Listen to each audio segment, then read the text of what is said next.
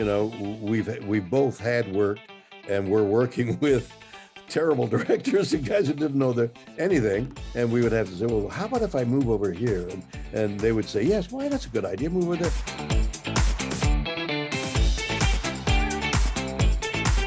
Do you recall, because originally you guys were going to do a Star Trek Phase 2 TV show, and it kind of morphed into the first movie that you did. Do you recall, getting that news that it was now suddenly going to be a movie, and how you felt about it? I do, because it went through so many metamorphoses that we were canceled, and then Star Wars was released, and the guys at Paramount thought, well, we need something to make as much money as Star Wars, and so they thought that property, that Star Trek thing. So now they began to consider what form should Star Trek take. So they went through another series, they went through a movie for television, they did a whole lot of things, a stand-up, and finally they decided, let's make a big movie and get this very well-known and talented director, Robert Wise, which they did. And so that took a year or so. They went through all these things. We would, oh, really, another series? Oh, really, another movie? Oh, really? And when they said Robert Wise, wow. And then it was a series of mishaps in filming the film, in that there were strikes and things like that. So there wasn't a lot of time. Time ran out. And so the big movie, Star Trek, the movie, wasn't as good as everybody had hoped. There wasn't time for this great editor, Robert Wise, to get his hands on it and all that. So it was okay, but it wasn't the great success they had hoped. So now they said, okay, that's it. Thank you, everybody. Goodbye. And then through a series of circumstances, they decided to give the whole aspect to the television department, who then were able to make movies for less money, and that turned out to be successful. Right. Did you think you were done after the first movie? I thought I was done at the cancellation of everything. When the third season, there was a battle to get to a second season, a battle to get to the third season, and finally the third season canceled. Okay, that's at the end of that torment, and everybody went their way. And then there was talk about the movie. Then the movie was over, and that was canceled. And they burned all the sets. Then they said, okay, we'll do the television department. Finished the next movie, the Khan movie, and then that was over. They burned the sets. It was that end. Every movie we made, I think we made 6 or 7. That was the last movie, and they burned the sets because it was more expensive to store than it was to burn them and rebuild. So it's a series, if you'll excuse the expression, of disappointments and then renewals. Right. Yeah. What was the hardest part about making that first movie, the motion picture? Well, the hardest part was getting everybody together and remembering what exactly it was we did, and how do we look as against the 6 years later. I went into training and all that kind of thing. But what is the story? So the story of the movie was Voyager, which exists, sent out into space and meets other machines, and the machines are alive, and Voyager is alive, and the machines come back to, for some reason I've forgotten, to destroy Earth, and now they're coming back towards Earth, and we have to meet and battle them. It's a great science fiction idea, but its execution was a little not as good as everybody would have liked. And if I remember correctly, Leonard and I would sit in the dressing room trying to rework the script. And I remember one occasion it solved the problem of the script, the two of us, and we went to Bob Wise and I performed the solution. And he said, that's great, let's take it to Roddenberry. So that same day, went into Roddenberry and I performed it twice, like a matinee. And I wasn't as good in the matinee as I had been in the evening performance in Roddenberry. Nah, we're not going to do that. And that was the end of that. That's amazing. I remember my failure to convince him to change the script somewhat. Yeah, well, that's live theater, right? It's every performance is different. So exactly. It strikes me that you guys did something that had never happened before, though, which was to take this TV property and launch a huge, big screen franchise. I don't know whether that was ever done before, but in any case, this was huge. Exactly. Yeah, This was yeah, a gigantic gamble on their parts, on the studio's part, to put all those millions of dollars into what was thought of as a mediocre success or a mediocre failure of a television series. yeah. When you went on into the Khan movie, like what were you hoping to see from the character of Kirk in that particular installment? Well, the actors are subjects, subject to and subjects of the writer and the director and the producer. Let's have Shatner or Kirk do this and that. And so they say, and here's the script. And you read the script and say, oh, well, I mean, in the movie, one of the movies that we did, I directed, and I kept getting, well, my character wouldn't do that. Oh, what do you mean your character wouldn't do that? I mean, that's an actor's thing. Well, my character wouldn't do that. Well, your character does that, and then now your character does that. I couldn't get that through people's head. That was a new one on me. My character wouldn't do that. That comes with the audacity of being renewed. Right. My character wouldn't do that. Was that payback? Well, if you won't do it, we'll have somebody else do it. But was that payback from all the times you had said that, or? No, I'm a firm believer in the writer. And if the writer says you do that, you incorporate that which the writer and presumably the people who agreed with the writer thinks that the character would do that. So now the actor's job is to incorporate that aspect that he'd never thought of. Sure. Bad, good, he steals. My character wouldn't steal. Well, now your character steals. You got to add that little part into it. So no, that phrase never escaped my mouth. Okay. So, but Kirk does get to do some very interesting things in that one, in Wrath of Khan, right? I mean, he's like sort of questioning his whole purpose, I guess. Well, you see, that's exactly right. And that's why I never understood the phrase, my character wouldn't do that, because it opens up your imagination. Now your character does jump off the bridge. How are you going to show that in a rational fashion? That's your job, that he is going to jump off the bridge.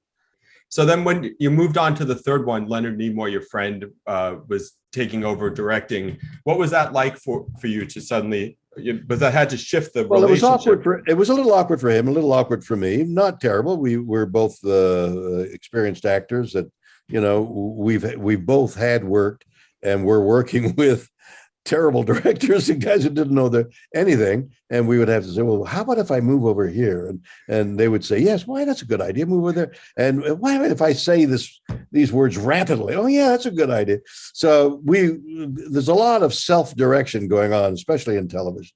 And the great directors, the renowned directors, or great directors in waiting, have great ideas. And an intelligent actor, oh, that's a great idea, and incorporates it. But frequently, there are as many bad directors as there are bad actors. And you got to sort of like make him feel happy or her feel happy and get it done the way you think. It's a political thing that happens. So would that used to happen on the show, on the series, where you guys would be like, no, not in the series, because in a series, the television series directors, for the most part, are traffic directors. Move over there, and they got to get 10 pages done in a day, and there's no time for argument. There's no time. Well, my character wouldn't do that. Oh, yes, it would. And there's no time for that. So everybody accepts everything, and you'll get it edited out if it doesn't work for them. Would you and Nimoy, you'd see a certain director coming in for the week, and would you be like, oh boy, we're going to have to. Absolutely. We'd snigger, I believe. But that was his first major job, and he did it very well, but he did far better on his second job on the Star Trek IV, which is a brilliant movie. Yeah. So actually, I had a specific scene I wanted to ask you about from 4, which I think was a pretty important one for just Star Trek in general, which is you guys crossing the road when you say double dumbass on you. It really kind of set San Francisco. Yeah. It was like, wow, Star Trek is so fun, do you remember shooting that? And I do remember being on the streets in the costume and people honking and waving, and they by that time Star Trek was popular, and cab drivers and people off the streets would hang around. They knew the characters, and they realized what we were doing. Did it seem like, I mean, was there any part of you that was worried about doing that humor? Because it's a fine line between like. You mean my character wouldn't do that? My character wouldn't say you double dumbass, which is a very innocuous phrase today. You know, yes. You would say something far worse than that. No, that didn't bother me. The science fiction thing, you can do anything. You double personalities, triple person. Science fiction is a wonderfully imaginative venue, and I enjoy it. I enjoy the imagination behind everybody's job, behind the makeup, behind the special effects, behind the computer effects, which it's like night and day now between the computer effects now and what was 55 years ago.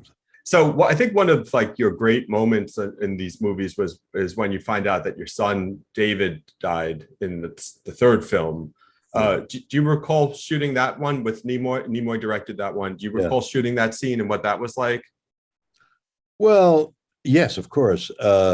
Leonard and I had both known tragedy, so it wasn't hard to find those buried emotions there. We communicated very well, Leonard and I, as people and as a director. Yeah, it's such a good one. Do you have a favorite scene? I thought 5 was brilliant, actually. I thought 5 was perhaps the best. I've forgotten who directed it. I don't know. Some no name. There are so many scenes that were so imaginative. As I was saying, that this venue, this kind of thing, you can call up anything, a long dead person, somebody you'll meet in the future. It's just rife with possibilities. So there were many, many scenes on many, many occasions that, wow, playing.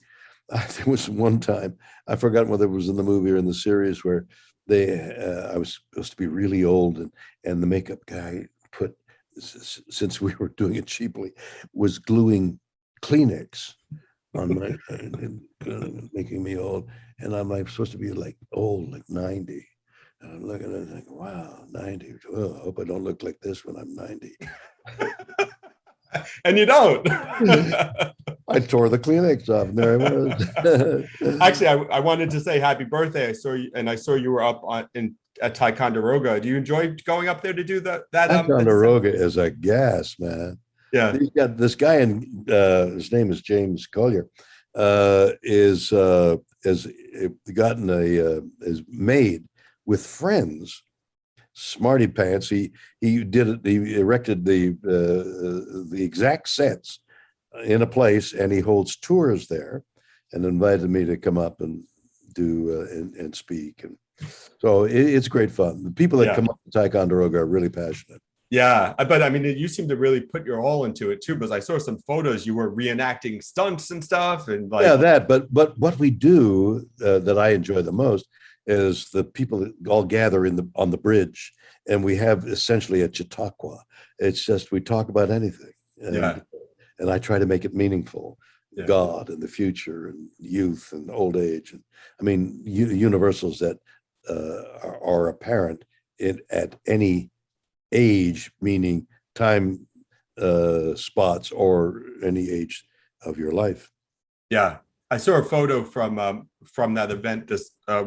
I guess it was last month at this point. And it was 2 little kids sort of sitting in front of you on the bridge while you were giving your talk. Yeah, it was such an amazing shot. They were like little kids. They were 10 and 12, and they were being smart alecky, and then we got into some of the deeper stuff, and you realize that even kids of 10 and 12, they have access to those universals, and the universals of being hurt or physically, or because they themselves have been, every kid is bullied or is made a fool of, or doesn't do as well as they expect. They have those emotions buried in them, even though when they're old, it's more, I'd like to say more profound, but not necessarily. When you get older, you've had more of those experiences. But every kid, 7, 8, 9, 10, has experienced adult emotions, and except they don't realize that's it, kid. That's the adult. That's what we're all feeling. Right. So, but after a few minutes, they begin to, wow, because how kids, I don't want to listen to this. And suddenly you could see them go, wow, they're talking about stuff I know. Right. And they zoomed in, and they were focused for an hour. It was wild. Yeah. It was delightful from that point of view. I realized, wow, look at them. They're listening, and they had us things to say. And I would ask them, and one little kid had a wandering eye, and he would talk, and everybody's looking entranced by this child. Oh, those are monumental experiences, and it's those moments that I look for when I appear in front of an audience. I wanted to also mention that I've got an album, Bill, coming out at the end of September. Right now, Brad Paisley and Joe Jonas are two different singles are released, and the album and the talk show called "I Don't Understand Everything I Don't Understand," which is everything, because I don't understand anything. I mean, really. I mean, you and I don't understand anything. I mean, how does this work? Do you understand how this works? I don't. No. Okay, so imagine somebody clarifying exactly how this works. Right. Hey, in a half an hour, it's a half-hour show. Can I get somebody to explain how this computer works? I don't know. It's like a miracle. It is a miracle. It is more miraculous. This talking to you in your room with all your beautiful sketches. It's more miraculous than anything that was appeared on Star Trek. Right? So I don't understand RT TV and its streaming and the unexplained on the History Channel. Okay. Great mysteries. Also very science fiction, like mysteries, like how did that happen? I don't know. Yeah. Well, thank you so much, Mr. Shatner. It is an honor to talk to you. It really is. And it's inspiring to hear how you're still working at the young age of 90, the way you're still churning out these projects. It makes me feel Wait a minute, churning reminds me of butter. No. No. Crafting. Forming. Right. Creating. Thank you so much, Mr. Shatner. Pleasure. Have a good one, all right? Thank you. Already?